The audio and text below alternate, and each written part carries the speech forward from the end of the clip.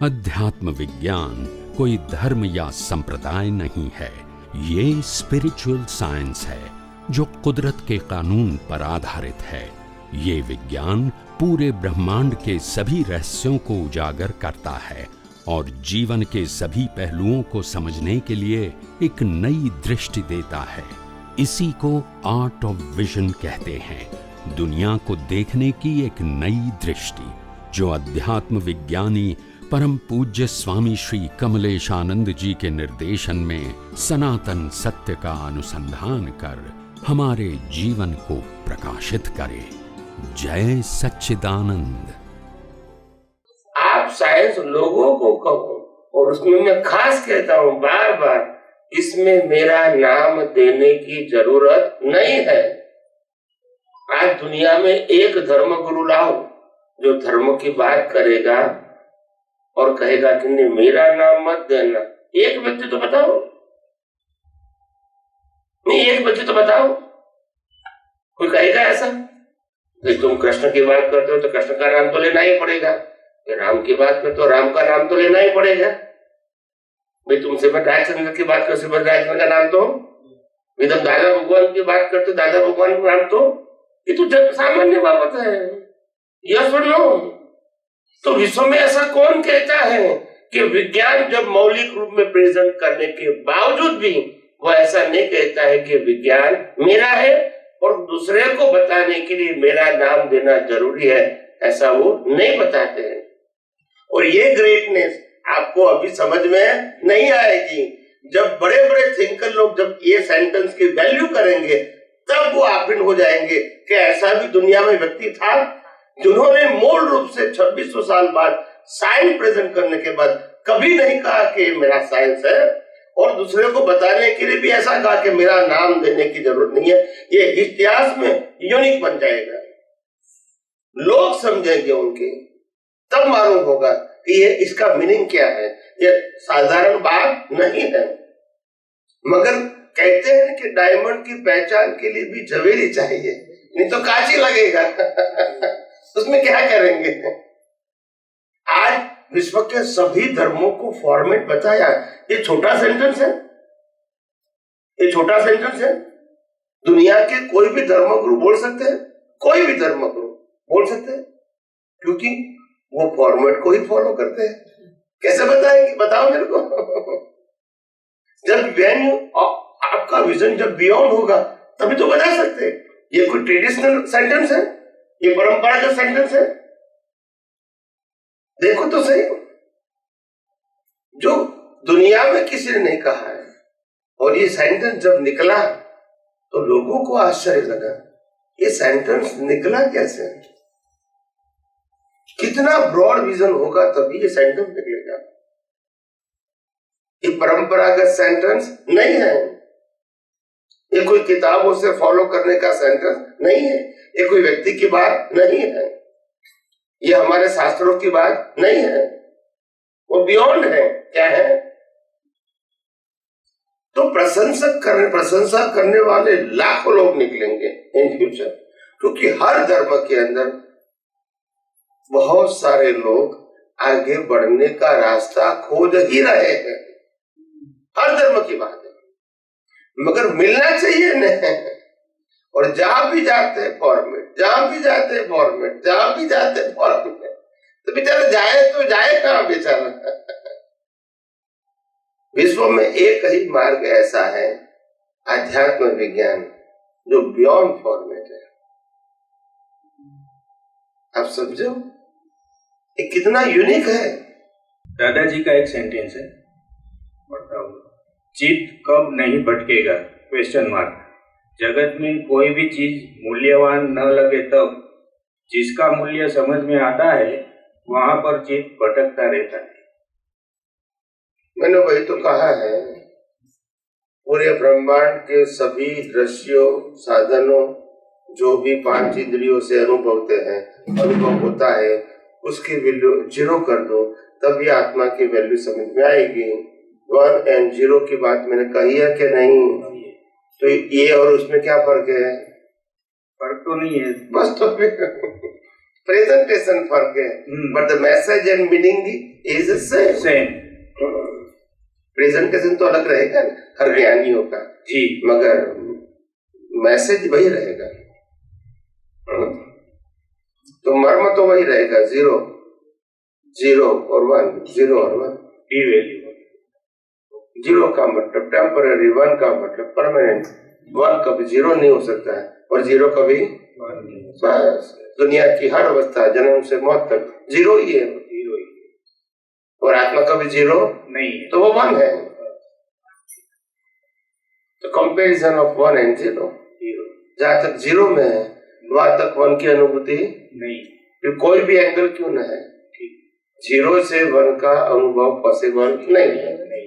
कौन से प्रकार का 0 है वो इम्पोर्टेंट बात नहीं है। स्वामी जी, ये जो अवस्था आप बता रहे हैं ना, जन्म से मौत की जो अभी, ये अवस्था जो वर्ड है ना, उसको आप ब्रॉड विजन से जरा समझाए ना, अवस्था एग्जैक्टली किसको बोलते हैं।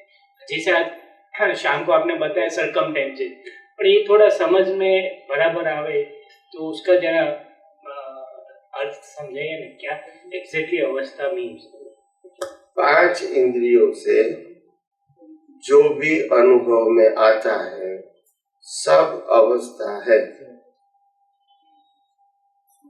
5 इंद्रिय से जो भी सूर्य, चंद्र, तारा, ग्रह, नक्षत्र, भरती, ओट, कॉज, इफेक्ट, ये जितना भी नेचर दिखता है और जितना भी ह्यूमन लाइफ दिखती है सब अवस्था है।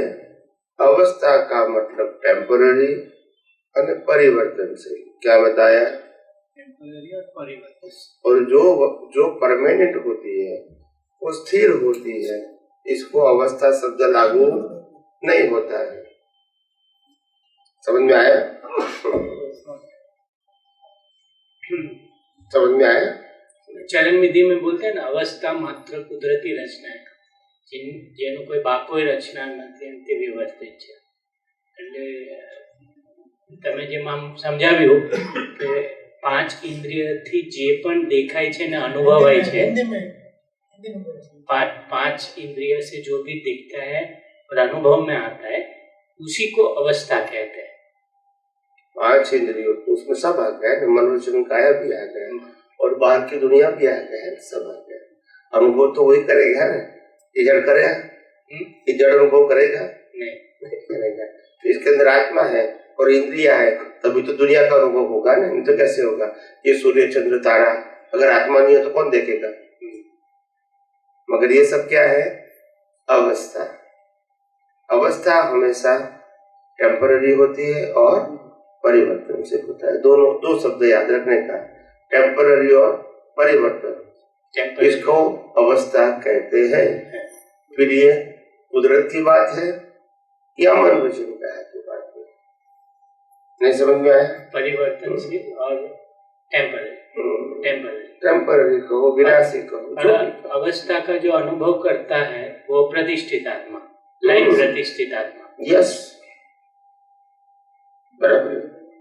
अनुभव करता है वो लाइव प्रतिष्ठित आत्मा। अनुभव जिस माध्यम से करता है वो मैकेनिकल आत्मा। आप समझे? अनुभव करने वाला प्रतिष्ठित आत्मा लाइव, और अनुभव जिस माध्यम से करता है वो मैकेनिकल आत्मा। नहीं समझ में आया? और जो दूसरा जो पोर्शन बताया ना, डिस्चार्ज प्रतिष्ठित आत्मा, उसका वो समझा। जो दूसरी बात बताई ना आपने, डिस्चार्ज प्रतिष्ठित आत्मा क्या करता है वो आप जरा वापस समझाइए।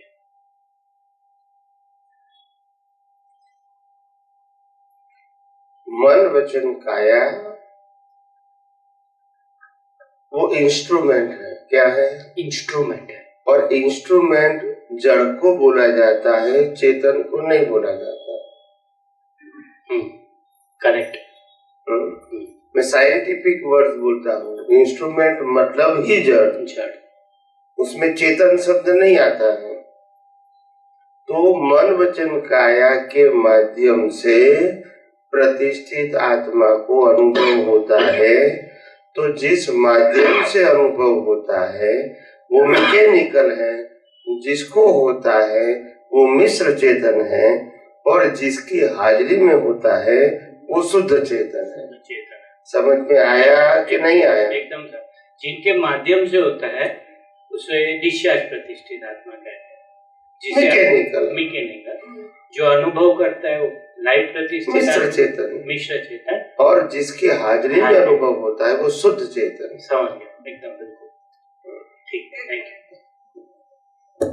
આજે શુદ્ધિકરણની જે પ્રક્રિયા છે એમાં એવું છે કે જે માણસ શુદ્ધિકરણ ક્રિયા વખતે જે કઈ સમજો કે જે કઈ આવ્યો એક ક્ષણ પૂરતો શુદ્ધિકરણ ક્રિયાથી એક થંભી નાખે છે, પણ જે એનો ભોગવટો હોય છે એ રહે છે, અને એ ભોગવટો જે થંભી નાખે હોય અડધો કલાક પૂરતો એ ભોગવટો રહેતો નથી. થોડો ક્ષણ માટે જે એને જરૂરી હતો કરવા માટે એટલો એ કોઈ પણ તીર્થંકર કેવડી કે જે કંઈ કરે છે, પણ બાકીના જે 2-3 તમને તો શ્વાસોશ્વાસ બાકી રહ્યા, જે કંઈ ટાઈમ પીરિયડના ભોગવટા એ પછી ફરી પાછો આવે છે. મારું એવું માનવું છે. કેમ કે આ મેં જૈન શાસ્ત્રમાં લાવી હતી તેમાં વાંચ્યું એક ક્ષણ પૂરતો જે કાઢી શકે છે, અડધો કલાક જે કંઈક હોય એ પૂરતે ભોગવટો ઓછો થઈ જાય છે ને, પણ એ ભોગવટો એને જે ભોગવવાનો છે એ તો રહે છે જ. એનો જે ટાઈમ પીરિયડ કુદરત પાસે નક્કી છે કે તારે 4 કલાક ભોગવવાનો છે, એ પાછું એ 3 કે 4 કલાક ફરી આવે છે, એ પણ એ જે ભોગવે છે જાણે છે, પણ એક ક્ષણ પૂરતે ઉદ્દીકરણ પ્રક્રિયાથી એને રોકી શકે છે.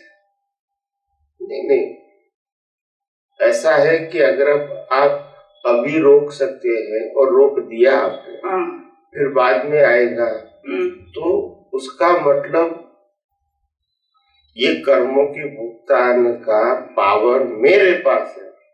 मैं चाहूं तब भुगतान करूंगा, मेरी मर्जी से, कुदरत का कंट्रोल नहीं रहेगा।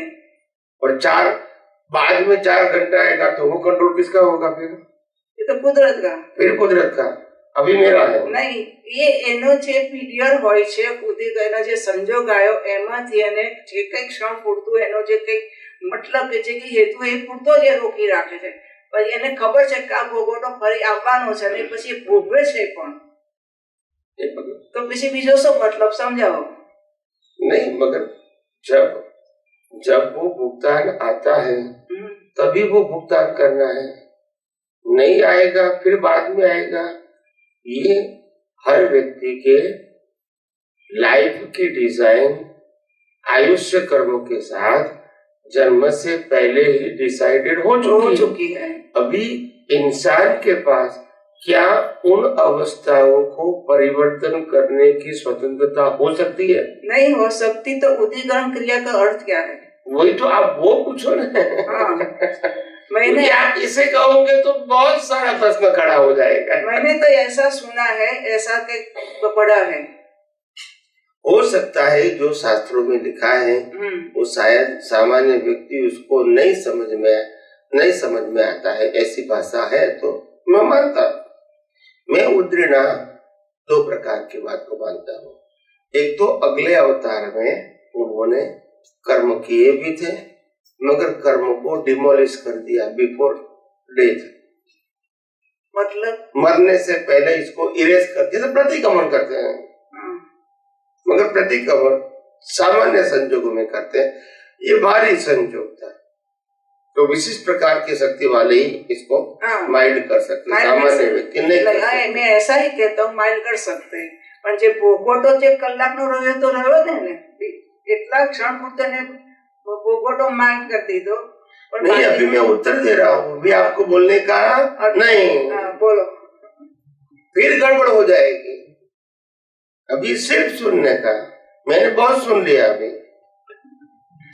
तो जो ये अवतार में मैंने भारी कर्म चार्ज कर दिया, मगर मेरा ज्ञान दर्शन हाई लेवल का होने के नाते 25, 30, 40 साल के बाद मेरे को मालूम हुआ कि ये बहुत भारी कर्म है और इसकी भुगतान भी बहुत आएगी, और इसीलिए मैं इसको अपने ज्ञान दर्शन से माइल्ड कर सकता हूँ, क्योंकि मेरे पास ज्ञान दर्शन की जागृति है।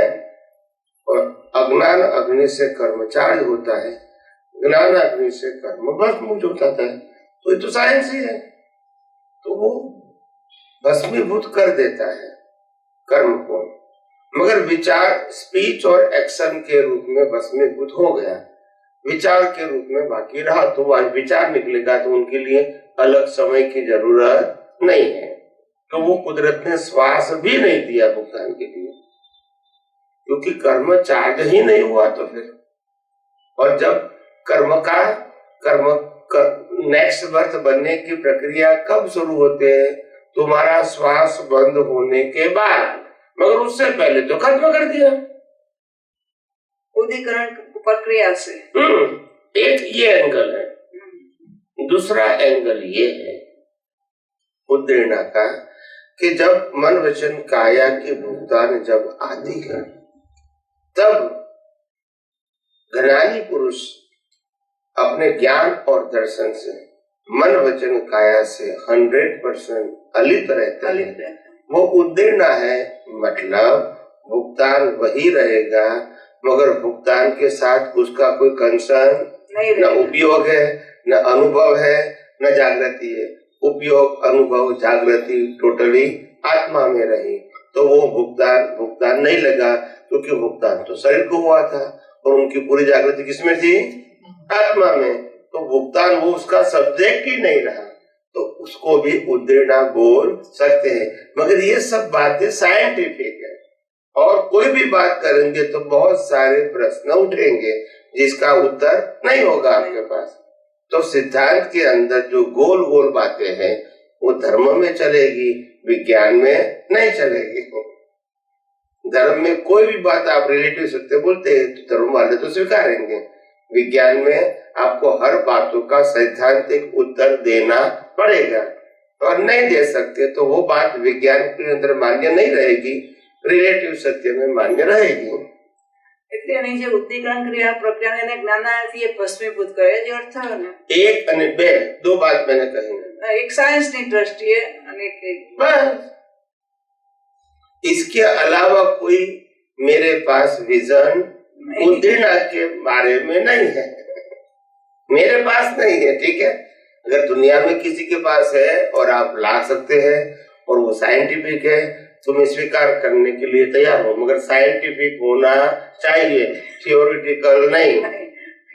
जैसे दादा भगवान ने कहा कि उनको जब वो एक्सीडेंट हुआ था, आपको पता है ये पूरी कहानी, कि एक्सीडेंट जब हुआ था तो दादा ने ऑपरेशन के समय कहते हैं कि वो एनेस्थीसिया लेने की भी मना किया। तो उस समय उसका जो भोगवटा था तो वो उसके कुछ ये इसके साथ मिलता जुलता आ रहा है कि वो ज्ञान में रहे तो वो भोगवटा कम कर सके, ऐसा कुछ नहीं। ये आपको साइंटिस्ट की तरह सोचना चाहिए। हाँ, साइंटिस्ट की थियोरिटिकल श्रद्धा के ऊपर सोचना नहीं चाहिए। श्रद्धा बीच में लाओगे तो साइंस समझ में नहीं आएगा। आपने एनेस्थीसिया शब्द बोला, वो रिलेटिव सत्य है या सनातन सत्य है? तो रिलेटिव है। अगर एक मिनट स्लोली आगे बढ़ने, जो आपका पॉइंट है वही मैं क्लियर करता हूँ। पहले एनेस्थीसिया की बात किया, वो रिलेटिव सत्य है। अच्छा, एनेस्थीसिया ले या नहीं ले, वो कुदरती रचना है या पुरुषार्थ है? बोलिए ना, उत्तर दो। क्या है? जी, कुदरती रचना तो नहीं, साइंस से बताइए, श्रद्धा से मत बताइए। मैंने पहले साइंस बोला। जैसे कि किसी भी जीव को कुछ भी ऐसा आता है, कोई बात नहीं, आप क्लियर कर दीजिए। हाँ, जैसे कि किसी जीव को कुछ ऐसी बात आती है तो नेचुरली आजकल के साइंटिस्ट जैसे हैं, डॉक्टर्स वगैरह, वो एनेस्थीसिया देंगे ही। लेकिन दादा ने क्या कहा कि मैं तो हमेशा उसमें रहता हूँ, ज्ञान में रहता हूँ, मुझे एनेस्थीसिया की जरूरत नहीं है। तो वहाँ पे वो एकदम ज्ञान में ही थे बिल्कुल, इसके लिए उसको ऐसा भोगवटा नहीं आया, या ये पूरी कुदरती रचना ऐसी हो सकती है? कुदरती रचना ही थी 100%, मगर वो इस प्रकार का ज्ञान और जागृति और क्षमता की शक्ति लेकर आए थे, और इसीलिए वो जागृत अवस्था में उन्होंने उस अवस्था को सहन करते हैं ऐसा नहीं बोलेंगे, उन्होंने जागृति पूर्वक वेदा। बस लॉजिकली इतना ही प्रूव होता है कि उनके अंदर शारीरिक और मानसिक क्षमता थी इनको इस अवस्था में फेस करने की, और ज्ञान दर्शन वो उसका अंदर का गुण है। वो ज्ञान दर्शन ऐसी अवस्था में भी उपयोग कर सकते हैं, सामान्य अवस्था में उपयोग कर सकते हैं, और इसीलिए विशिष्ट प्रकार के संजोगों में ही उपयोग करेंगे वो जरूरी नहीं है। वो तो 24 आवर्स उपयोग करेंगे। ऐसा एक्सीडेंट नहीं हुआ है तो भी जागृति में तो रहेंगे कि नहीं रहेंगे। तो शारीरिक क्षमता ऐसी है और उदयकर में ऐसा लेकर आए कि वो इसको आसानी से फिजिकली जागृत अवस्था में भी वो फेस कर सके। It is okay. By relative view point एक प्रकार की उनके पास शक्ति लेकर आए थे, ऐसा हम नहीं कोई भी मानेंगे। इट्स एबनॉर्मल पावर, तो वो तो मानेंगे ही ना, इसमें कहाँ मना करते। मगर इसको आप आत्मा की शक्ति के साथ जोड़ोगे तो वो करेक्ट नहीं है।